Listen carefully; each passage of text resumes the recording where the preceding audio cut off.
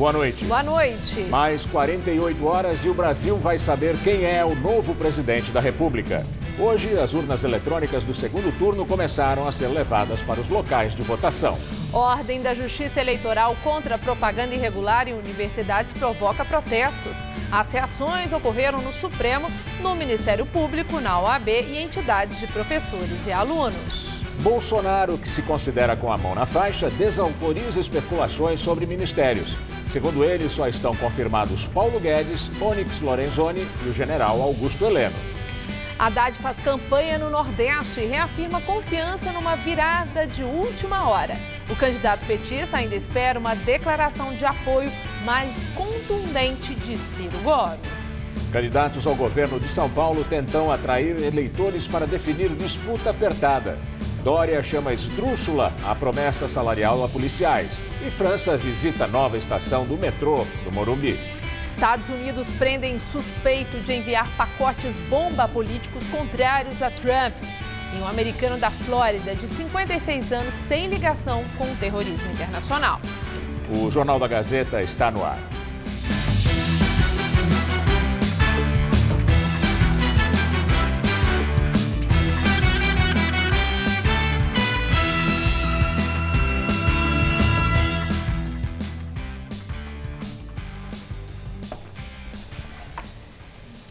A Justiça Mineira negou a liberdade dos policiais paulistas suspeitos de participar do tiroteio numa negociação nebulosa de 14 milhões de reais falsos em Juiz de Fora. Além disso, outros agentes paulistas também foram afastados de suas atividades. 5 policiais civis de São Paulo entregaram suas armas e carteiras funcionais por serem suspeitos na negociação ilegal e milionária entre empresário paulista e doleiro mineiro. De acordo com a polícia, eles serão deslocados para áreas administrativas até o fim da investigação. Os delegados Bruno Martins Magalhães Alves e Rodrigo Castro Salgado da Costa tiveram habeas corpus negado pelo Tribunal de Justiça de Minas nesta quinta-feira.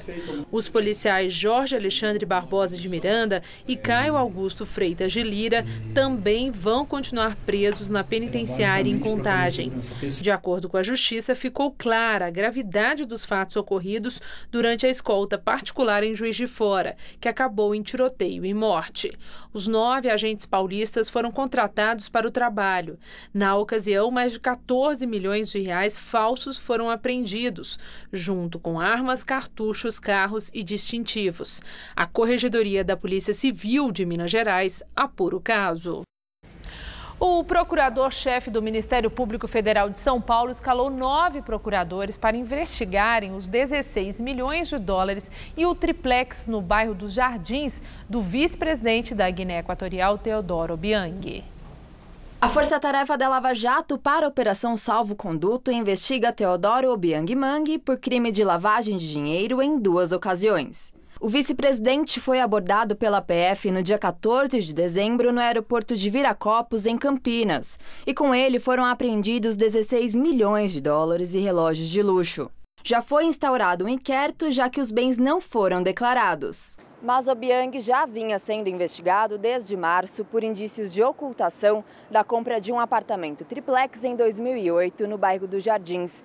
O imóvel de 1.000 metros quadrados foi avaliado em 70 milhões de reais. As investigações levaram a um comprador laranja, uma empresa com capital de apenas 10 mil reais pertencente ao investigado. A Polícia Federal solicitou o sequestro do imóvel e dos valores apreendidos no aeroporto de Viracopos, além de 7 veículos de luxo, um deles no valor de 2 milhões de reais. O homem suspeito de mandar matar 2 chefes da facção criminosa Primeiro Comando da Capital, PCC, prestou depoimento hoje à Polícia Civil de São Paulo. Ele não foi preso por causa da lei eleitoral, que proíbe prisões que não sejam em flagrante a partir de hoje. André Luiz da Costa Lopes, conhecido como Andrezinho Baixada, é apontado como um dos 3 mandantes da morte de Rogério Jeremias de Simone, o GG do Mangue e Fabiano Alves de Souza, o Paca. Os dois líderes do PCC foram encontrados mortos no dia 15 de fevereiro em uma aldeia indígena da região metropolitana de Fortaleza, depois de uma emboscada ao helicóptero onde eles viajavam irregularmente.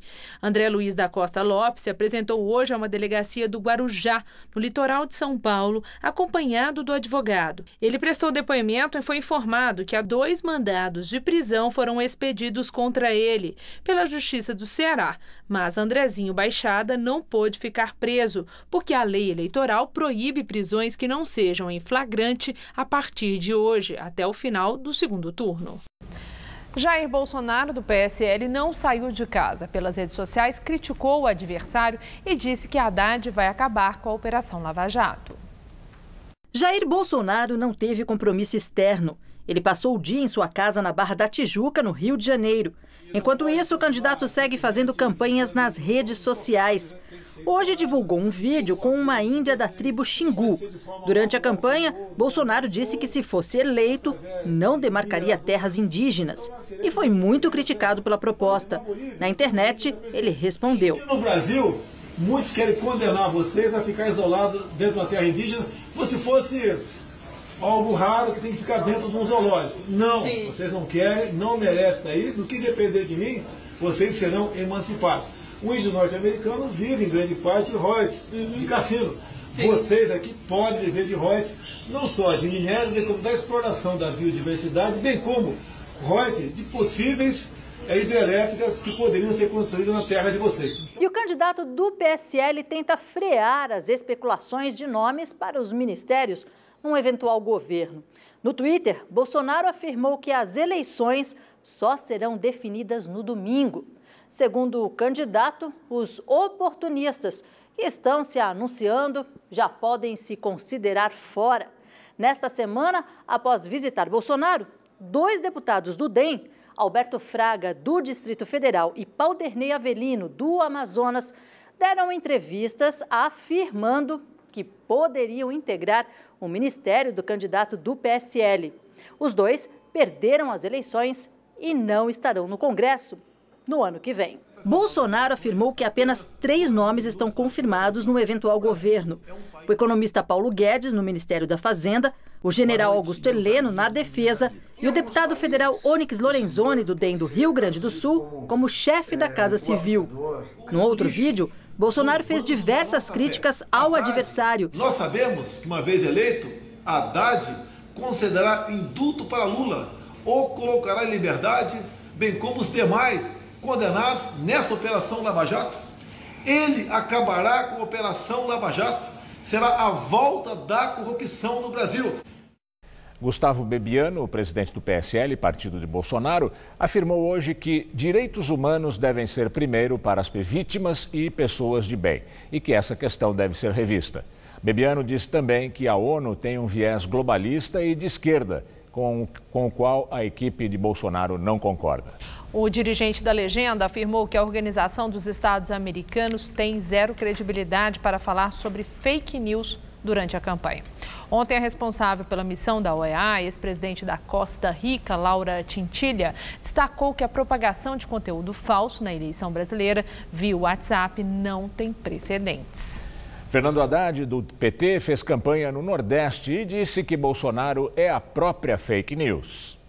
De manhã, Haddad participou de uma carreata em João Pessoa, ao lado do governador da Paraíba, Ricardo Coutinho, e do sucessor dele eleito, João Azevedo, ambos do PSB. Ao discursar, o petista chamou de intimidação a operação da Justiça Eleitoral de combate à propaganda irregular nas universidades públicas. À tarde, fez campanha em Salvador. Durante uma entrevista coletiva, se mostrou confiante numa virada no domingo, já que a diferença entre ele e Jair Bolsonaro tem caído rapidamente nas pesquisas. E considerou um desaforo o adversário ter dito que está com a mão na faixa presidencial.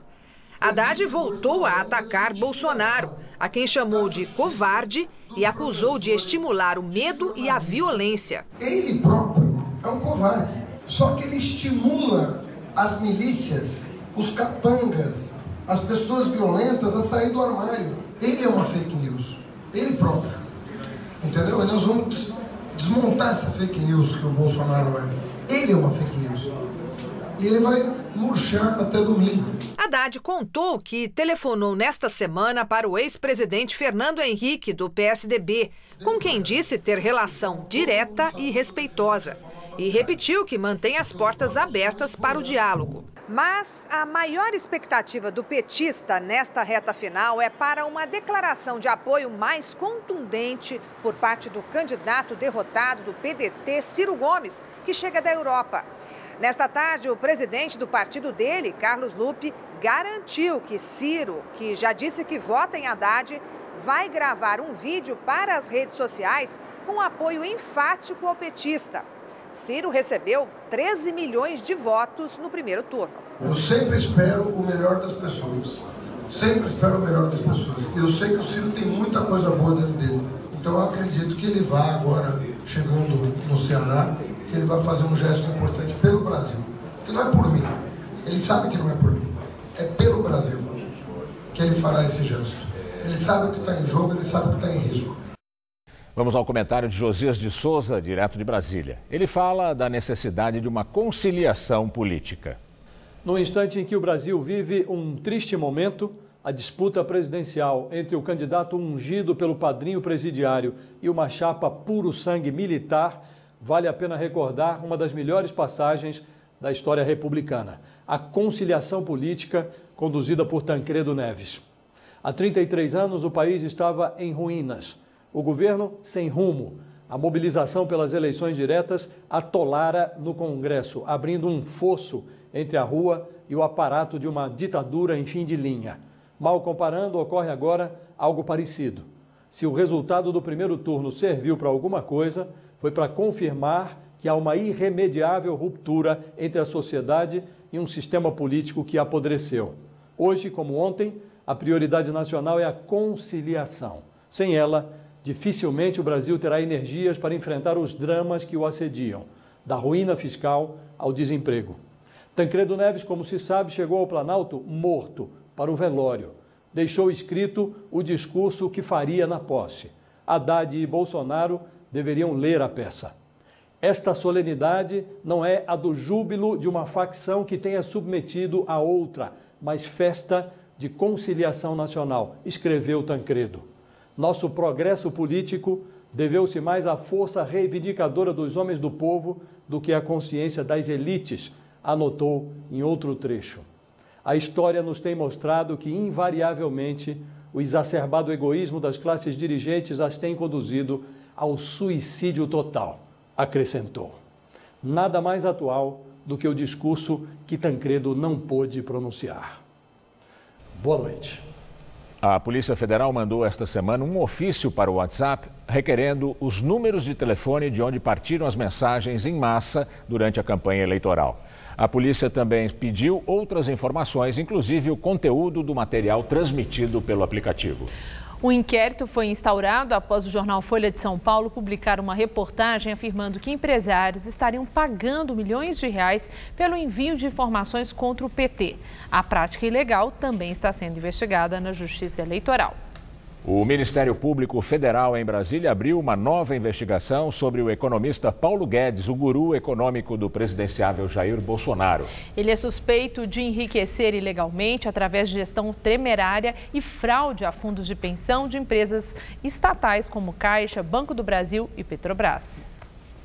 Apelidado de Posto Ipiranga pelo presidenciável Jair Bolsonaro, do PSL, Paulo Guedes é suspeito de cometer crimes de gestão fraudulenta e temerária à frente de fundos de investimentos públicos que receberam mais de R$1 bilhão entre 2009 e 2013. Os principais fundos são o FUNCEF, dos servidores da Caixa Econômica Federal, o Petros, de empregados da Petrobras, e o Previ, dos servidores do Banco do Brasil. Segundo os procuradores federais, o economista teria aplicado dinheiro captado desses fundos de pensão de forma irregular, deixando prejuízos milionários para aposentados das estatais envolvidas no caso. Para fazer as transações, a empresa de Paulo Guedes teria cobrado comissões consideradas abusivas pelos procuradores federais. A ação ilegal teria rendido mais de R$152 milhões em lucros para Paulo Guedes e a empresa dele entre 2009 e 2014.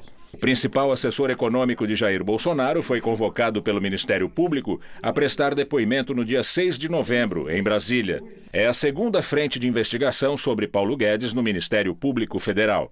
Ele também é investigado por ilegalidades financeiras na Operação Greenfield, da Polícia Federal. A defesa do economista diz que causa perplexidade que, às 72 horas das eleições, o Ministério Público instaure uma investigação para apurar um investimento que deu lucro aos fundos de pensão.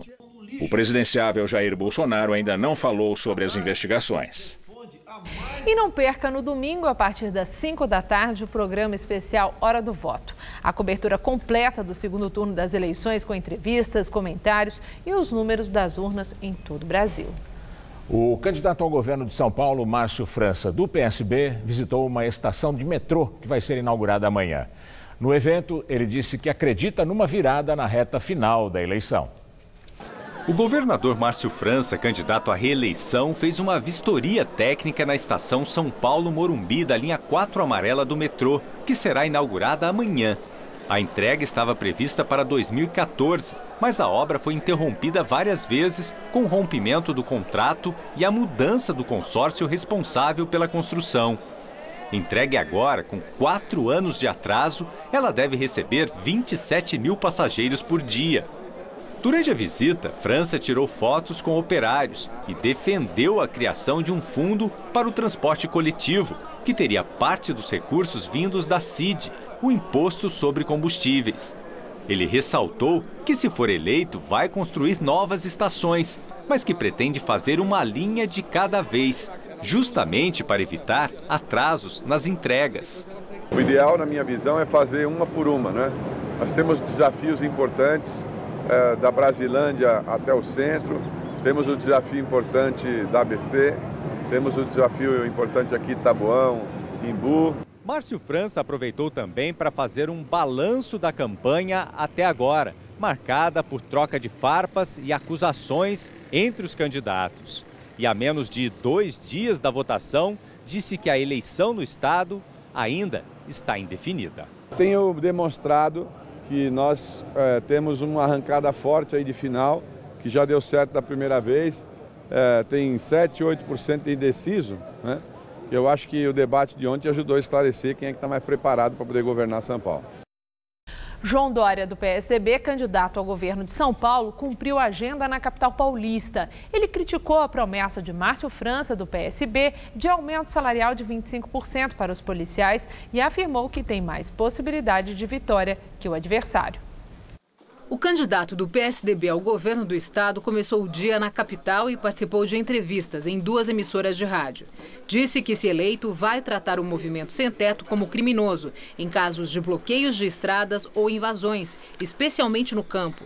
Chamou de esdrúxula e de estelionato eleitoral a promessa do adversário de aumentar o salário dos policiais em 25%. Afirmou que não é possível dar um reajuste nessa proporção e que não vai fazer uma promessa não cumprível. Mas falou que pretende levar a rota para o interior e abrir concurso com mais de 20 mil vagas para a polícia nos próximos 2 anos. Nós temos 13 mil policiais militares para serem contratados e vamos contratar em concursos ao longo dos próximos 2 anos. E 8 mil policiais civis também que serão contratados para atender as delegacias e os programas de criminalística e de defesa das investigações. É assim, polícia na rua e bandidos na cadeia. João Dória comentou ainda sobre as pesquisas de intenção de voto. No último levantamento Datafolha, o Tucano oscilou 1 ponto para baixo, com 52%, enquanto Márcio França, do PSB, subiu 1 ponto e aparece com 48% das intenções de voto. Dória disse que, apesar do empate técnico, no limite da margem de erro, tem aparecido sempre na liderança e, por isso, confia na vitória, ainda que apertada, no próximo domingo. É a 7ª pesquisa sucessiva neste segundo turno que há esta indicação clara. Todos os relatórios indicam. Estamos na frente com mais possibilidade de vitória. Dória passou a tarde em Presidente Prudente, no interior, onde deu entrevistas a emissoras de TV e rádio locais. E daqui a pouco, Maria Lídia Flândula entrevista o filósofo José Arthur Gianotti sobre as eleições. O ministro Gilmar Mendes, do Supremo Tribunal Federal, disse hoje que é preciso ter cautela durante ações em universidades públicas. O ministro se referia à atuação de policiais e fiscais de tribunais eleitorais em campos de vários estados.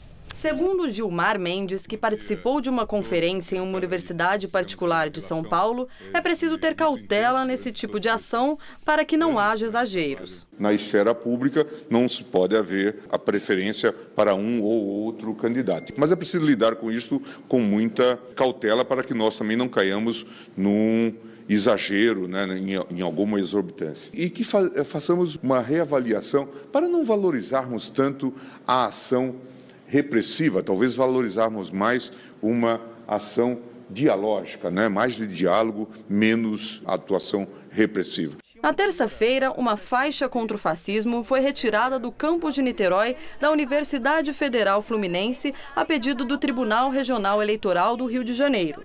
Fiscais eleitorais afirmam que os alunos se manifestaram contra a retirada e eles se sentiram ameaçados e por isso chamaram a polícia.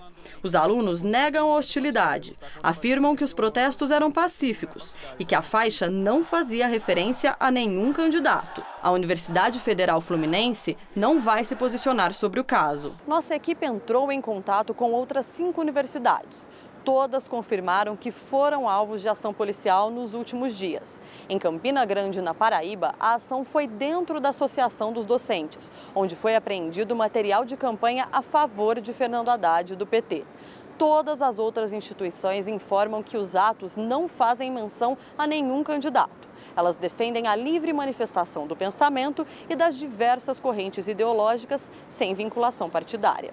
Em nota, a Universidade do Estado do Rio de Janeiro afirma que sobre o ocorrido ontem, a autoridade policial alegou que as mensagens expostas nas faixas do campus ferem a legislação eleitoral, mas que nenhuma ação foi adotada por falta de mandado judicial. Os ministros do STF, Luiz Roberto Barroso e Marco Aurélio Mello, também se manifestaram. Marco Aurélio defendeu a autonomia das instituições e considerou incabível a interferência externa nos campi. Já Luiz Roberto Barroso disse que não se pronuncia sobre casos concretos, mas que no modo como ele pensa a vida, a polícia, como regra, só deve entrar em uma universidade se for para estudar. A também ministra do STF e presidente do Tribunal Superior Eleitoral, Rosa Weber, disse que vai pedir que as ocorrências sejam apuradas. O Tribunal Superior Eleitoral, diante de fatos noticiados pela imprensa no dia de hoje, está adotando todas as providências cabíveis por meio da Corregedoria Geral da Justiça Eleitoral para esclarecer as circunstâncias e coibir eventuais excessos no exercício do poder de polícia eleitoral no âmbito das universidades de diversos estados da Federação. A Ordem dos Advogados do Brasil, no Rio de Janeiro, afirmou que a Justiça Eleitoral tenta censurar a livre expressão de estudantes e professores, além de invadir a autonomia universitária. Em nota, o presidente do Supremo Tribunal Federal, Dias Toffoli, disse que, como guardião da Constituição Federal, sempre defendeu a autonomia e a independência das universidades brasileiras. A Procuradoria-Geral da República anunciou que vai entrar com uma ação no Supremo para o restabelecimento da normalidade no ambiente universitário. Para Raquel Dodge, há indícios no caso de ofensa à liberdade de expressão, liberdade de reunião e autonomia universitária. Nos Estados Unidos, a Casa Branca quer fechar a fronteira com o México e impedir que a caravana de imigrantes entre em território americano. A decisão afetaria inclusive requerentes de asilo político. Segundo a lei americana, os estrangeiros que fogem de perseguição têm o direito de solicitar asilo assim que chegarem em solo americano. O Alto Comissariado da ONU para os Refugiados estima em mais de 7 mil o número de integrantes da caravana, incluindo crianças com os pais. Os imigrantes, a maioria de Honduras, querem pedir asilo nos Estados Unidos por causa da pobreza e da violência que enfrentam nos seus países de origem. A Polícia Federal dos Estados Unidos prendeu um suspeito de mandar os pacotes com explosivos a ex-presidentes e apoiadores do Partido Democrata. 2 novos pacotes foram encontrados hoje. O suspeito, identificado como Cesar Sayak, de 56 anos, mora na Flórida, de onde os pacotes teriam sido enviados. Registrado no Partido Republicano, ele já foi preso outras vezes por ameaças com bombas. Segundo o FBI, traços de DNA num dos pacotes levaram as autoridades até Sayak.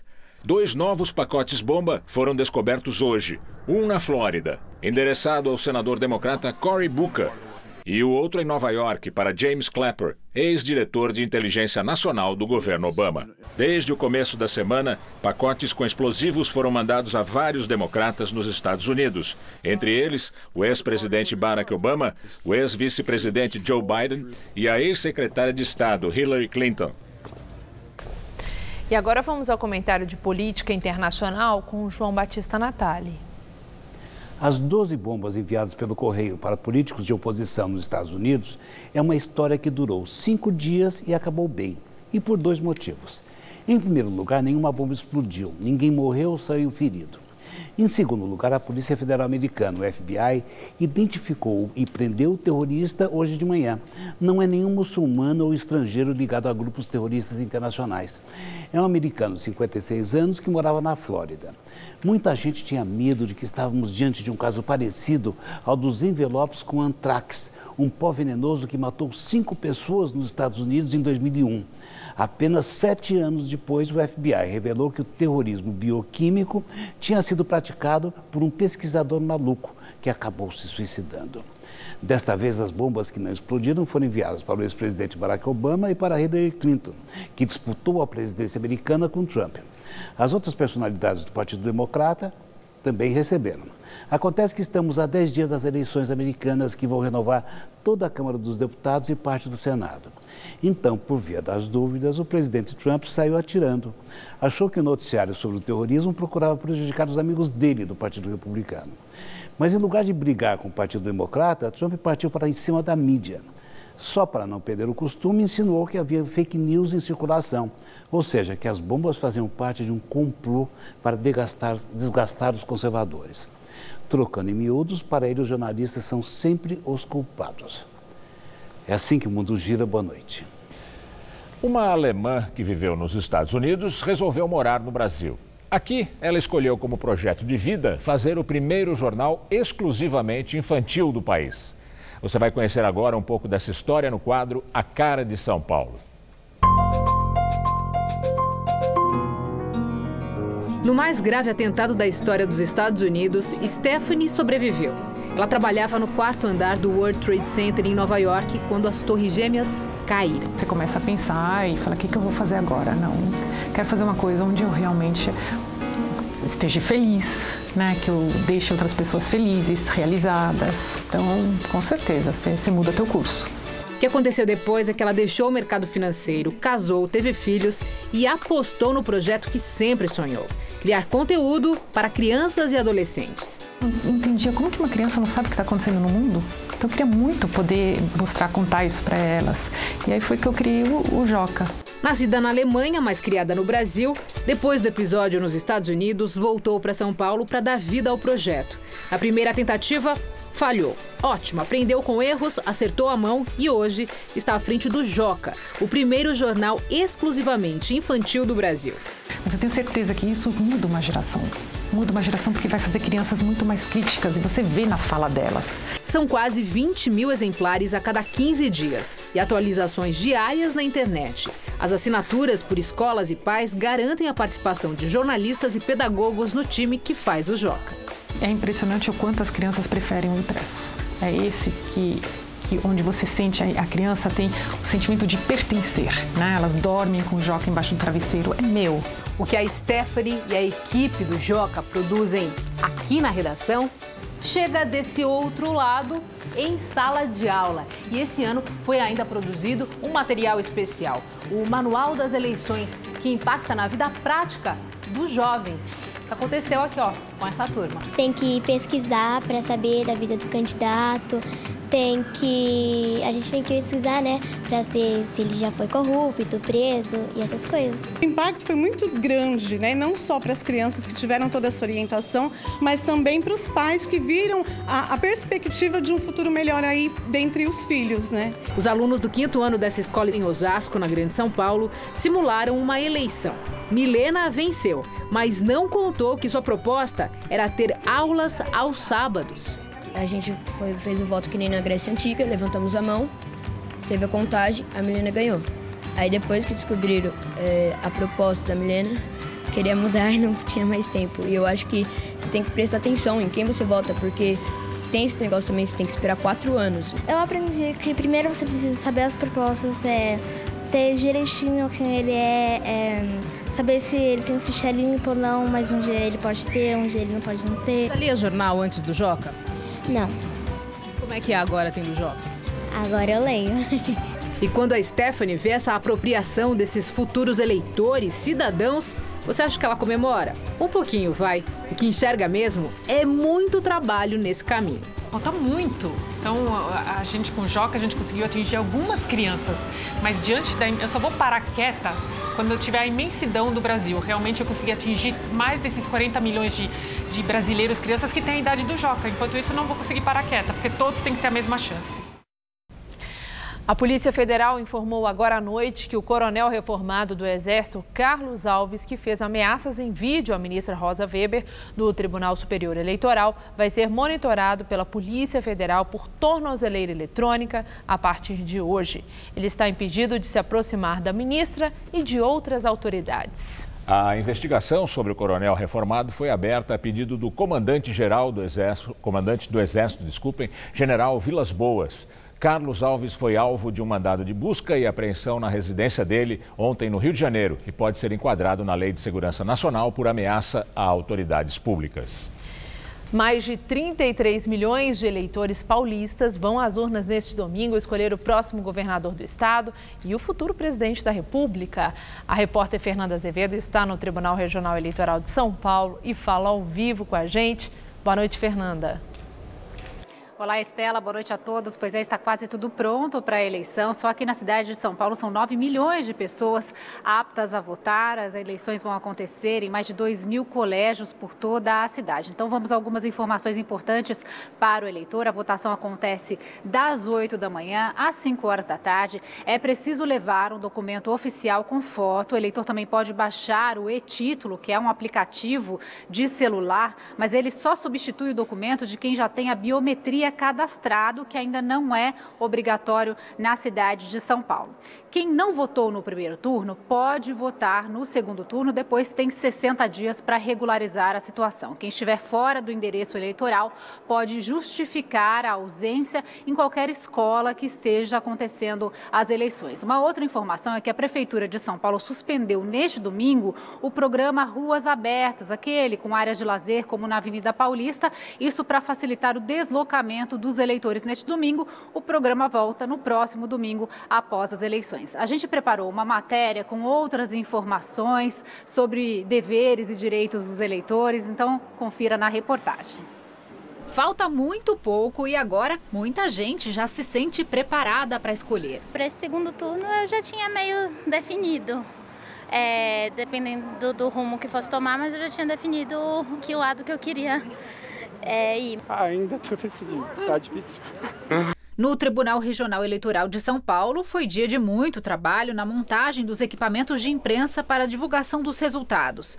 As primeiras urnas eletrônicas começaram a deixar os cartórios para os colégios eleitorais. As máquinas foram atualizadas e lacradas para este turno e vão ficar até domingo desligadas sob escolta da PM. A Justiça Eleitoral recuou da decisão anterior e os mesários não vão mais relatar problemas de funcionamento das urnas pelo aplicativo Pardal.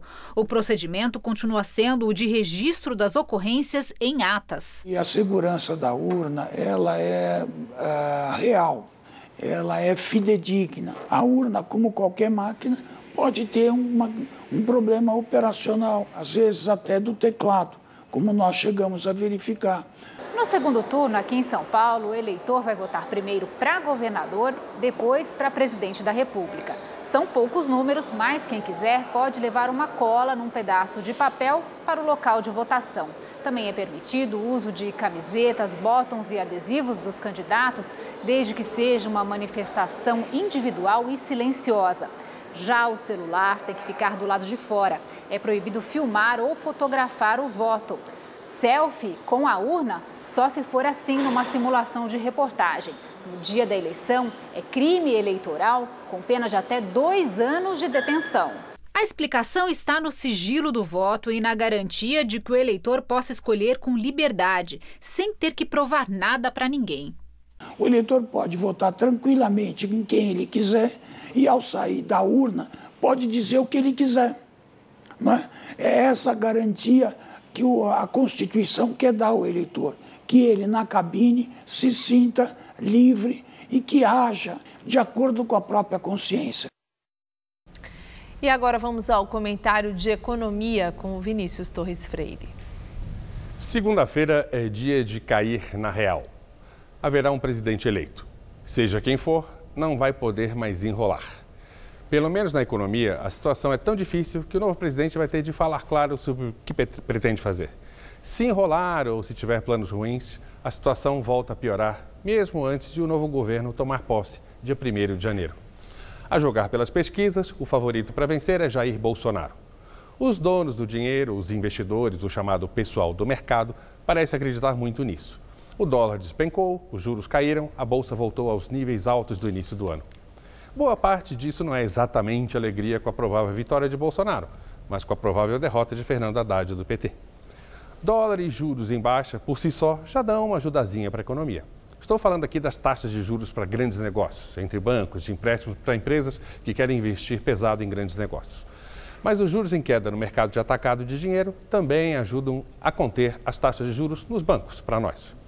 Mas essa alegria vai acabar rápido se o novo governo não disser a que veio, se não apresentar planos para evitar a quebradeira do governo, que está na pindaíba. Fora da esquerda, é quase geral a ideia de que o novo governo tem de fazer as chamadas reformas. E essas reformas não eram populares, pelo menos durante o governo de Michel Temer. O novo governo terá de detalhar sua reforma da Previdência, o que implica aposentadorias mais tardias e menores. Terá de anunciar que o salário mínimo vai subir menos. Terá de falar de privatizações. Deve conter os salários de servidores públicos. Terá de dizer que os gastos sociais do governo não vão crescer nos próximos anos. Para muita gente, para muito eleitor, vai ser um balde de água fria, por um motivo ou por outro. Se o presidente anunciar reformas, vamos cair na real da dura realidade da economia. Se não anunciar, a crise econômica que mal foi embora vai voltar com força. Boa noite. E a semana vai terminando com nebulosidade, chuvas e temperaturas amenas aqui em São Paulo. Pois é, o que todo mundo quer saber é como fica o tempo no fim de semana de eleição. Mariana Armentano traz os detalhes da previsão pra gente.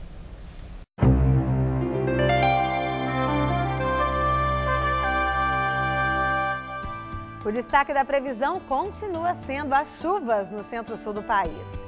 Entre a costa do sul e do sudeste, um ciclone extratropical se forma e provoca fortes rajadas de vento de até 100 km por hora, principalmente entre o leste do Rio Grande do Sul e o leste fluminense. O mar fica agitado, com risco até de ressaca, por isso a navegação é contraindicada para embarcações de pequeno e médio portes. Vamos ver como fica a nossa tabela de temperaturas? Em Floripa, a máxima fica em torno dos 25 graus, com chuva só pela manhã.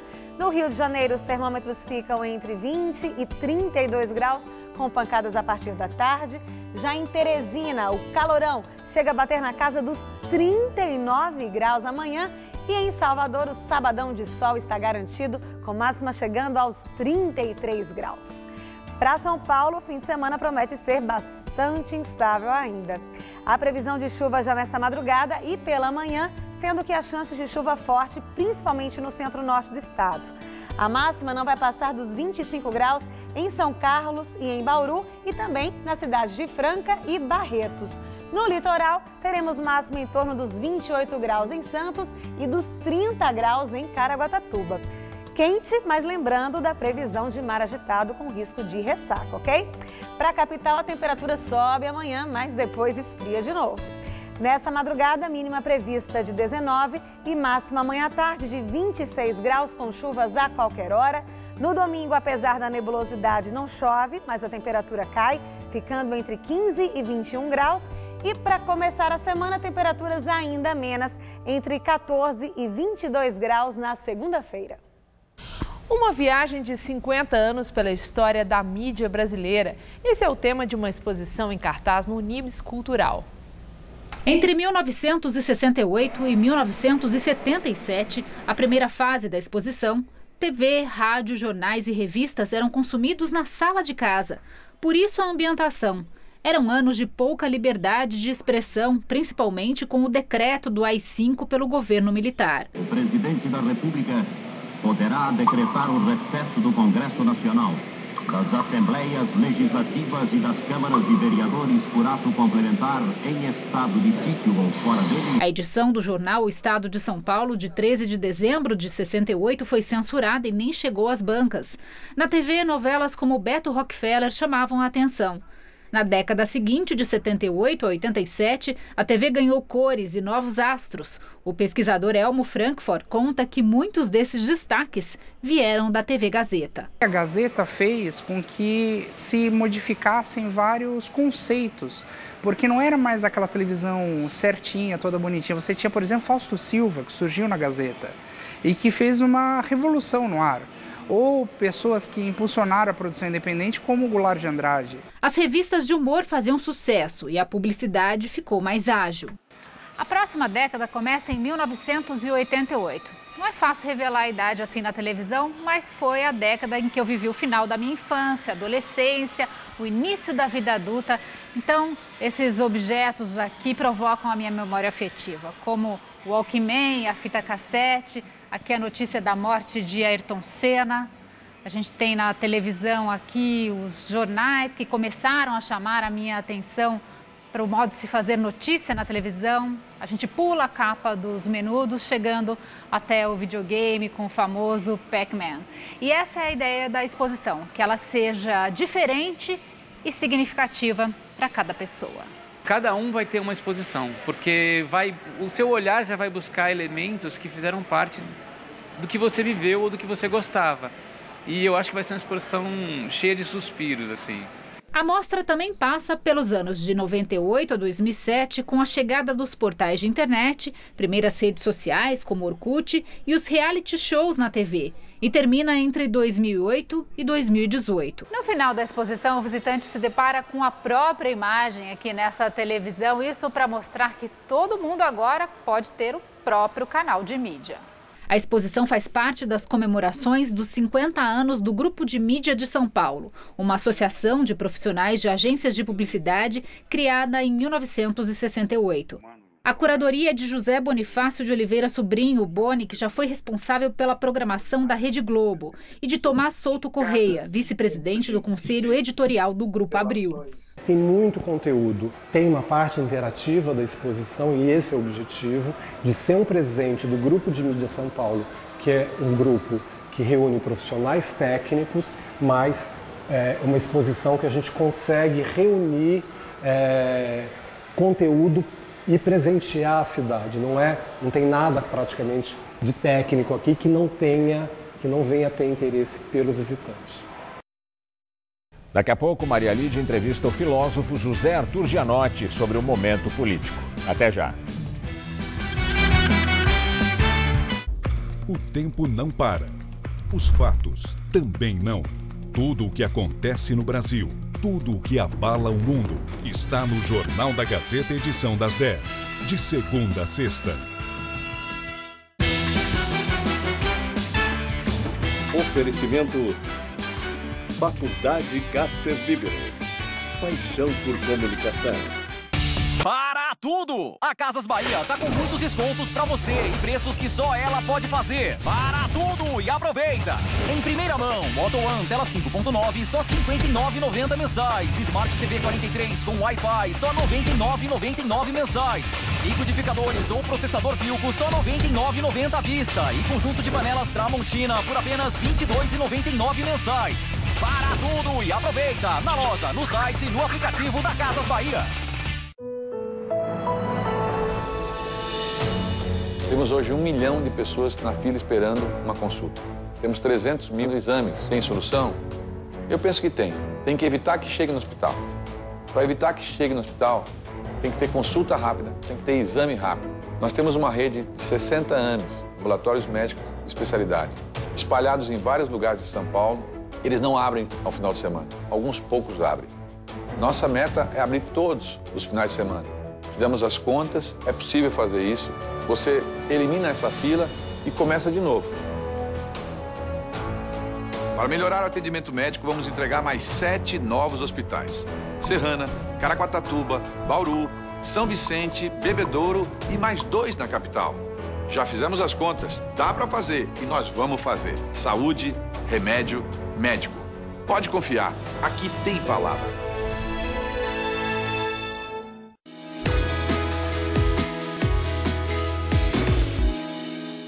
E aí, vó? Tá fazendo o quê? Pesquisando sobre os meus candidatos. Você já sabe como votar? Ainda não. Então eu vou te ensinar agora. A votação vai ser das 8 às 17 horas. Você vai precisar levar um documento oficial com foto e o título de eleitor. Quem tem biometria pode levar só o e-título no celular. Pode deixar. Valeu, vó. Peraí, como eu faço uma live para as minhas amigas aqui? Justiça Eleitoral. Tá a fim de escrever a sua própria história? Que tal dirigir a sua própria vida? Então corre pra cá, que a sua hora chegou. Bem-vindo ao Universo Casper, um lugar certo para você pensar, criar e questionar.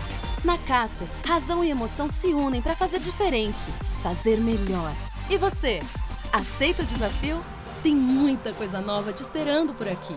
Faculdade Casper Líbero. Paixão por comunicação. Neste domingo, acompanhe na TV Gazeta a cobertura completa das eleições 2018. Direto de nossos estúdios, análises, comentários, entrevistas especiais e a apuração dos votos em tempo real. Hora do Voto, neste domingo, a partir das 5 da tarde.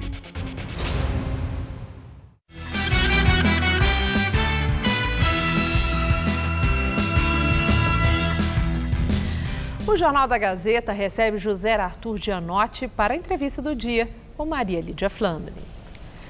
Na entrevista de hoje, José Arthur Gianotti, que é professor emérito do Departamento de Filosofia da Faculdade de Filosofia, Letras e Ciências Humanas da USP, analisa a interação das forças políticas no cenário eleitoral 2018. Professor, muito obrigada por estar conosco. Eu vi várias de suas entrevistas e declarações desse ano e todas elas interessantes, polêmicas. Um ano que foi marcado por um tom candente, com muita truculência na interlocução entre as pessoas e entre candidatos e muita manifestação de intolerância. No seu entender, esse era um cenário previsível ou surpreendeu de alguma forma? Se a gente olhar o cenário internacional, seria previsível. Porque nós estamos passando por uma onda fascista enorme. Nós temos um capitalismo global que prejudica em uma quantidade enorme de pessoas.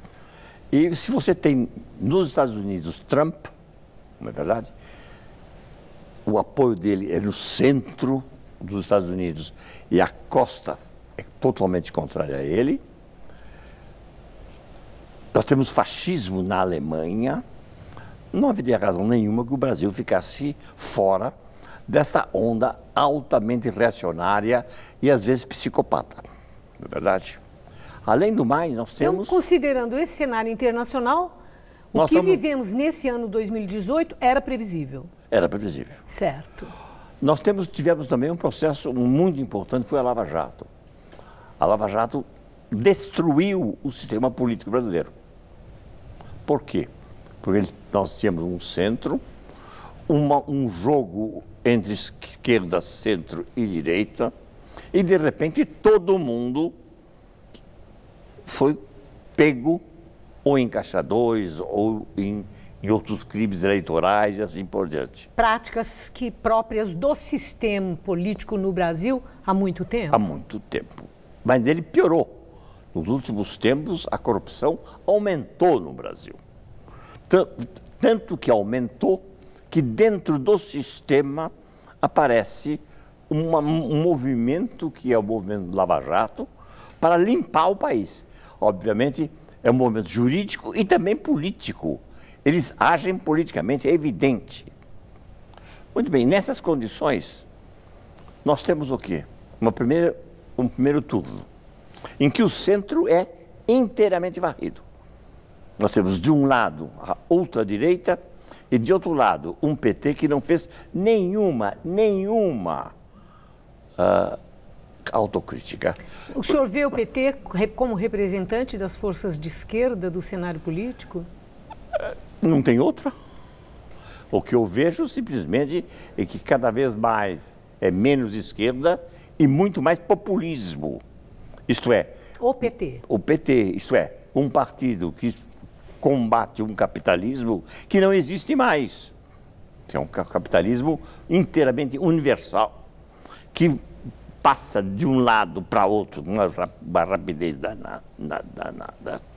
Vê o que está acontecendo com a China, que é uma introdução do mercado de uma forma espetacular e altamente tecnológica. Basta ver um filme do Yanshanke, isso para que a gente assusta com o potencial chinês, e a América Latina, como sempre, cada vez mais na rabeira. Ora, essa rabeira vai dar no quê? Nessa polarização, onde uma eleição passa, a meu ver, ser o tipo de crise que nós vamos ter. Porque eu não creio que Bolsonaro, com o que ele está falando, com os assistentes que ele está entrando, ele consiga governar. Agora, professor, só um minutinho.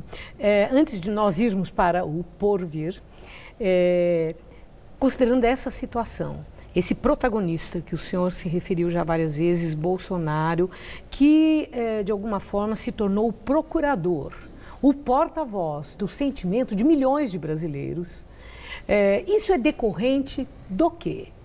É o fato do PT ter ficado tantos anos no governo, a fadiga desse tempo todo, do sistema de governo, de um grupo político, a ponto de poder se dizer que o artífice do fenômeno Bolsonaro é o PT? É justo responsabilizar o PT pelo fenômeno Bolsonaro? Veja bem, Bolsonaro tem dois tipos de voto. De um lado, a extrema esquerda, a extrema direita fascista. De outro lado, um antipetismo militante. Ora, o problema do PT, desse antipetismo, e você vê São Paulo, é que se prometeu muito, se prometeu uma limpeza na política nacional, e o que nós tivemos foi um presidente na cadeia. Mais ainda, um presidente que disse que o partido disse que o processo era inválido, que era uma mistificação, quiseram botá-lo como presidente, sabendo que não ia como candidato. O resultado foi que o PT se desmoralizou politicamente. Certo? E nós temos hoje o PT junto com os petistas tradicionais. Então, de um lado, nós temos um monte de pessoas que exalam ódio, de outro lado, nós temos religiosos. Hoje, vários amigos meus me parecem da ordem de um PT tradicional. Não conseguem ver a ladeira onde nós estamos. A meu ver, a situação é extremamente grave. Bom, então vamos ao porvir. O senhor ia falando e eu interrompi. Vários diagnósticos dessa situação aí fazem um prognóstico temerário em relação ao futuro. Nós devemos olhar o futuro na eventualidade de eleição de Jair Bolsonaro com temor, de tempos sombrios que beirem os limites do fascismo? Eu não creio que seja fascismo, porque na medida em que ele começa a se mostrar fascista, todo esse apoio que ele recebe do centro, o que votaria no centro, começa uma oposição. Eu creio que nós vamos ter conflitos políticos enormes. Frequentes. Frequentes. E eu não retiro a hipótese de um novo impeachment. Mas agora muito especial, porque se houver um impeachment, é presidente e vice-presidente. O que nos obriga a repensar como é que é a nossa república. Mas e a questão da sobrevivência política? Muito bem, supondo que...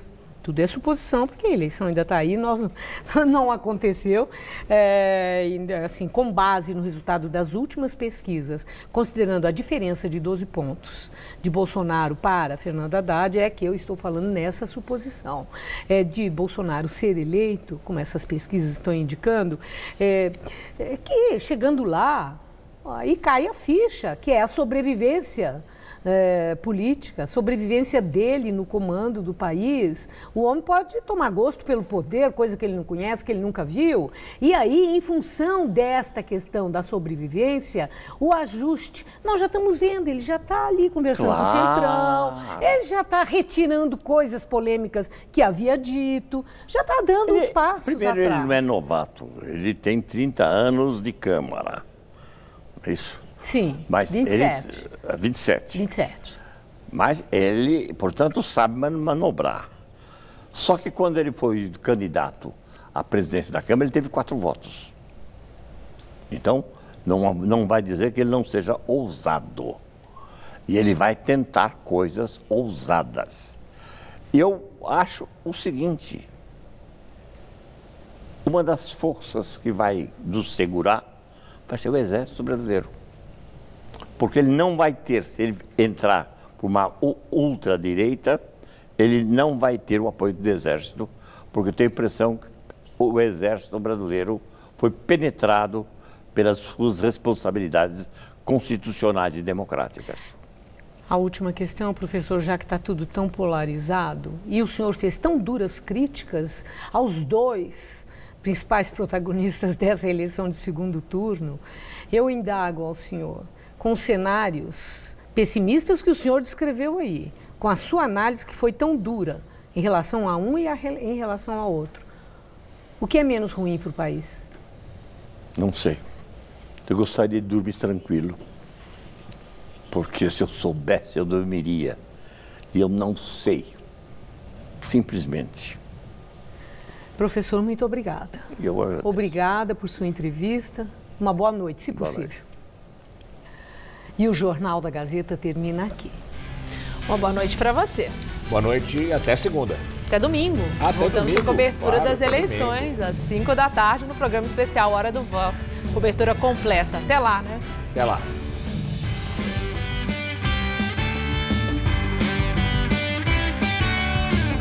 Neste domingo, 5 da tarde, acompanhe ao vivo a apuração do segundo turno das eleições 2018 em Hora do Voto.